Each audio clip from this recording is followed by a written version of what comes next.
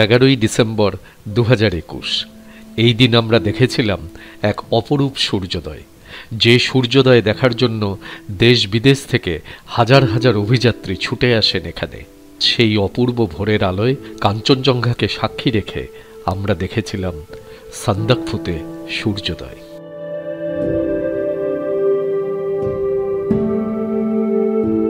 তবে আজকের পর্বটি শুরু করার আগে যারা আজ প্রথম সান্দাকফু পর্বটি দেখছেন তাদের জন্য বিগত পর্বগুলির থেকে টুকরো কিছু অংশ জুড়ে দিলাম।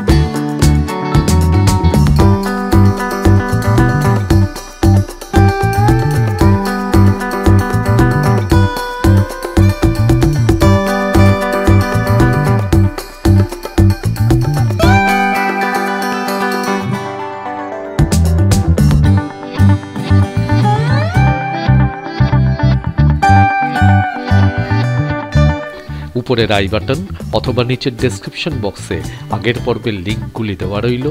আগের ভিডিওগুলি দেখে নিলে আপনাদের কাছে সিরিজটি আরও আকর্ষণীয় হবে।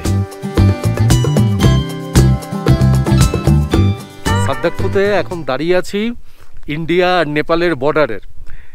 টাওয়ারের অবস্থা এখানে ভীষণ খারাপ, একমাত্র বিএসএনএল ছাড়া আমি তো জিও আর ভোদাফোন কোনো টাওয়ারই পাচ্ছি না। মাঝে মাঝে একটু আদ্র আসছে টাওয়ার, সে কোনো রকমে কানেকশন লাগতেই আবার নেটওয়ার্ক চলে যাচ্ছে।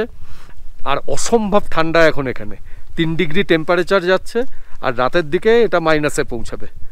তো আকাশ মোটামুটি ক্লিয়ার আছে, কিন্তু মেঘ আছে, কাঞ্চনজঙ্ঘা এখন দেখা যাচ্ছে না, মাঝে মাঝে রোদ উঠছে। এই হচ্ছে এখনকার মতন সান্দাকফুর অবস্থা। এখন কালকে কি অবস্থা হয়, কালকে কতটা কাঞ্চনজঙ্ঘা দেখা যাবে, সানরাইজ কতটা দেখা যাবে, সেটা কালকের পরিস্থিতির উপর নির্ভর করছে। আর কোনো রকম দূষণ নেই, পরিষ্কার পরিচ্ছন্ন আবহাওয়া, একেবারে দূষণহীন বাতাস। কিন্তু এই মাস্কটা পরে আছি কারণ মাস্কটা এখানের যে তীব্র বাতাসটা সেই হাওয়াটাকে আটকাচ্ছে। ঠান্ডার মধ্যে মাস্কটা কিন্তু খুব ভালো কাজে দিচ্ছে।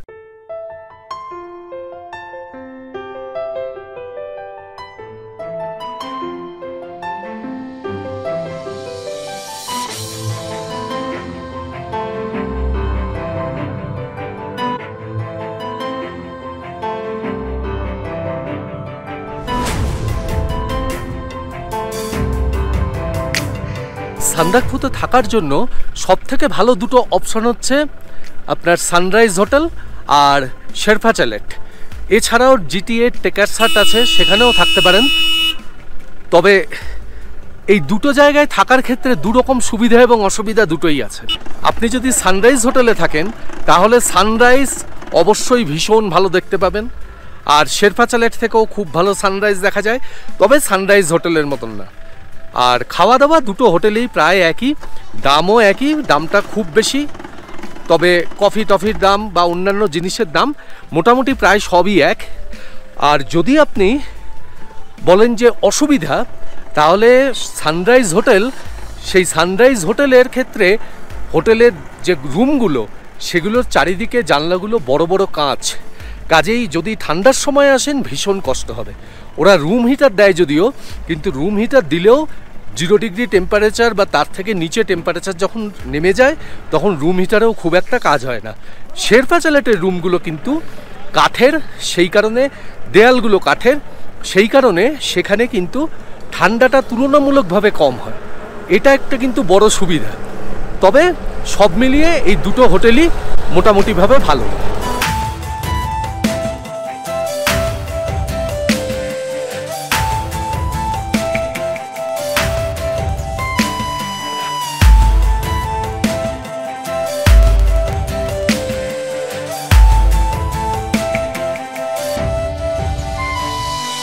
আমরা শেরপা চ্যালেট হোটেলে এসে উঠেছি সান্দাকফুতে।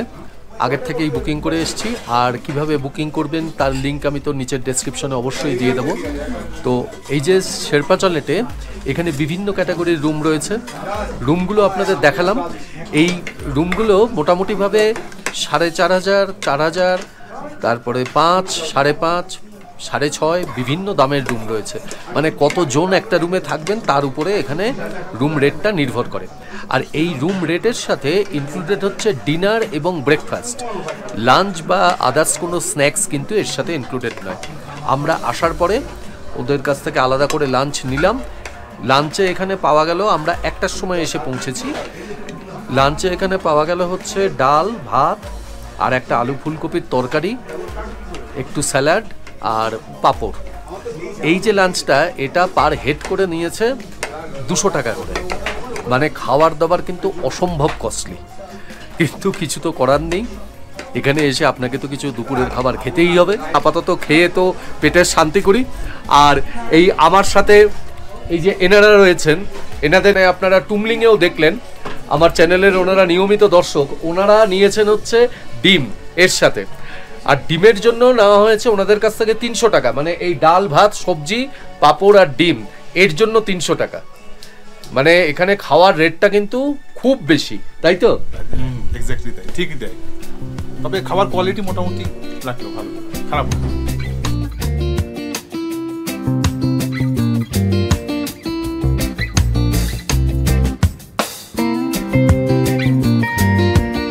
সান্দাকফুতে আসা মানে শুধু যে সানরাইজ আর কাঞ্চনজঙ্ঘা দেখা তাই না, এইখানে বিকেলবেলায় এখানকার রাস্তাতে হেঁটে বেড়ান। যেমন আমরা হেঁটে বেড়াচ্ছি এই পাহাড়ি পথ ধরে, খুব সুন্দর লাগছে। এখানকার বিভিন্ন নাম না জানা গাছপালা, নতুন নতুন গাছ, নতুন নতুন তার প্রজাতি দেখতে বেশ ভালো লাগছে। এবং তার সাথে এখানকার যে ওয়েদারটা, এই ওয়েদারটার সাথে একটু মানিয়ে নেওয়ার জন্য কিছুটা একটু হাঁটাহাঁটি করারও দরকার আছে।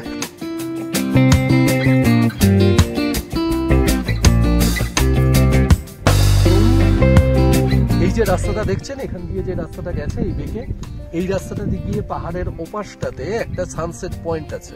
কিন্তু এখন আকাশ পুরো মেঘে ঢাকা, পশ্চিম দিকটা। এখন গিয়ে ওখানে সানসেট একেবারেই দেখা যাবে না, কিন্তু আকাশ পরিষ্কার থাকলে ওখানে সানসেট দেখা যেতে পারে। আর এই যে পুরো রাস্তাটায় যে একটা বিশেষ ধরনের ভেজিটেশন দেখা যায়। দেখুন এই যে গাছগুলোকে দেখছেন, এই গাছগুলো দেখুন কোনো পাতা নেই, শুধু ডাল দেখতে পাচ্ছেন। আর এই ডালগুলো পুরো দেখুন কিরকম কাঁটায় পরিণত হয়েছে।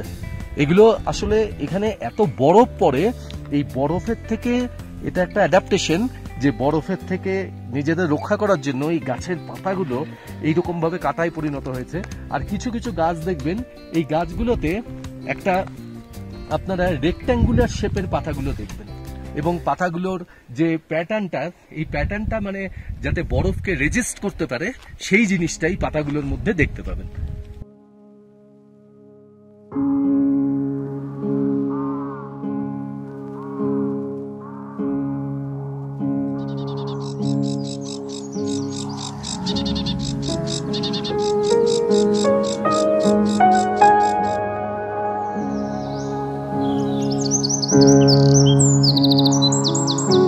চারিদিকের অন্ধকারের মধ্যেই পূব আকাশে তখন শুরু হয়েছে অপার্থিব আলোর আভা।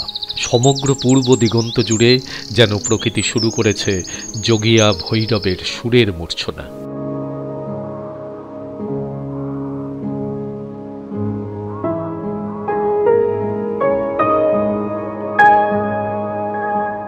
প্রভাত বিনা তব বাজে, আকাশ জুড়ে রঙের খেলায় বিস্ময়ে জাগে আমার প্রাণ। কাঞ্চনজঙ্ঘার চূড়ায় স্পর্শ করল দিনের প্রথম আলো।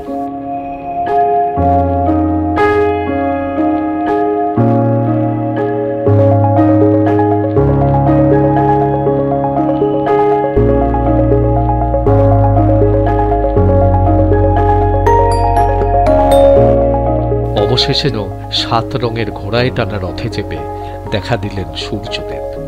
প্রণহতস্মি দিবাকরম।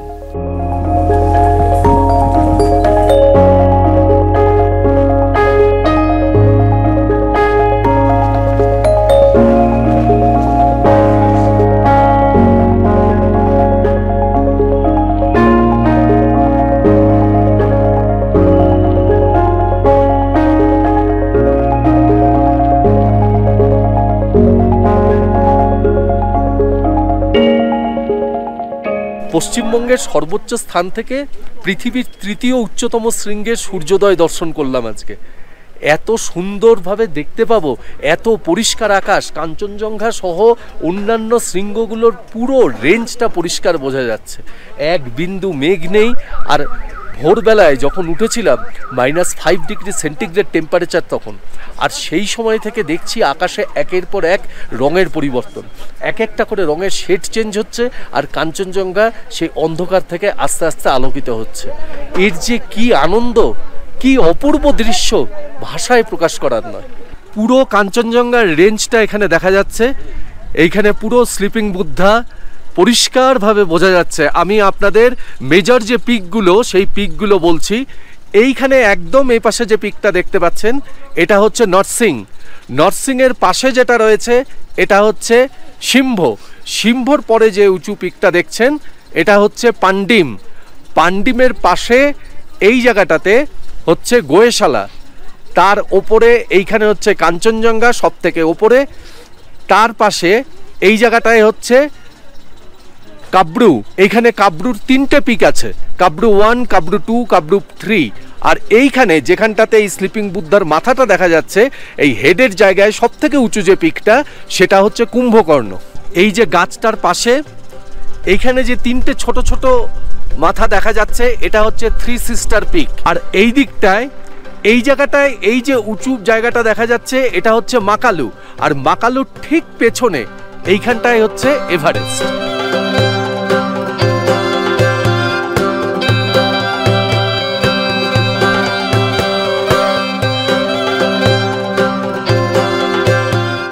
আজিয়ে প্রভাতে রবির কর, কেমনে পশিল প্রাণের পর, কেমনে পশিল গুহার আধারে প্রভাত পাখির গান।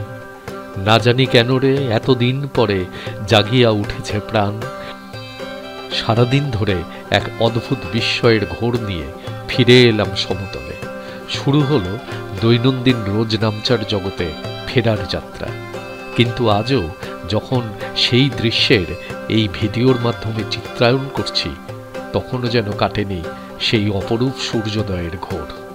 হয়তো সেই অরূপ প্রভাতের টানে আবার কখনো ফিরে যাব সান্দাকফুর পথে।